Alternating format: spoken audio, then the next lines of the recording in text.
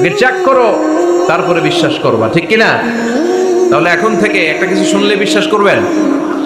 একজন এসে বলল, ভাইজান আপনার মেয়েরে দেখলাম আরেক ছেলের সাথে বাজারে ঘোরাফেরা করে, ওই রমনার বটমূলে দেখলাম আপনার মেয়ে আরেক ছেলেরে নিয়ে ফষ্টি নষ্টি করে। লোকের কথা বিশ্বাস করে বাসায় যে মেয়ের চুলের মধ্যে ধরে মাইর, আইজো মায়ের কাইলো মাইর, এরকম হইতে পারে না? হয়তো ওই লোক আপনার মেয়ের মতো দেখতে আরেক মেয়েকে দেখছেন, এরকম হয় কিনা সমাজে? একজন এসে বললো, ভাই আপনি এখানে ভাবিরে তো দেখলাম ওই জায়গায় আরেক লোকের সাথে ঘোরাফেরা করতেছে, খবর রাখেন না বাসা? আপনি রেগে মেগে, ঘটনা কি?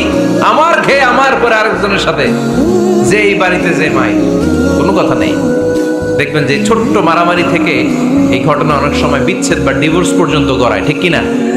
ওই যে শোনা কথায় কান দিছে, ফাতা ভাইয়ন, আপনি চেক করেন নাই। হয়তো আপনার স্ত্রীর মতো দেখতে বা আপনার স্ত্রী যে জামা পরে, যে পোশাক পরে, এরকম পোশাক পরে আরেক নারীকে দেখছে, আপনার বউ না এটা। আপনার মেয়ের ব্যাপারে যে তথ্য দিয়েছে এটা সঠিক নয়, সে আপনার মেয়ের মতো আরেকটা মেয়েকে দেখেছে, এসে আপনার কাছে বলে দিছে, আপনি বিশ্বাস করছেন। ভেজাল আছে না নাই? এই ভেজালগুলোকে থামানোর জন্য কোরআনে এই বিধানগুলো নাজিল করেছে কে?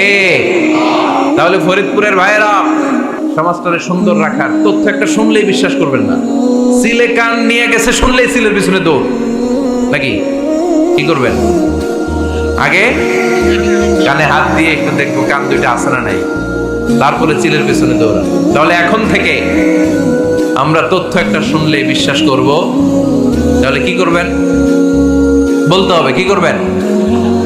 যাচাই বাছাই, জাস্টিফিকেশন অফ দ্য নিউজ।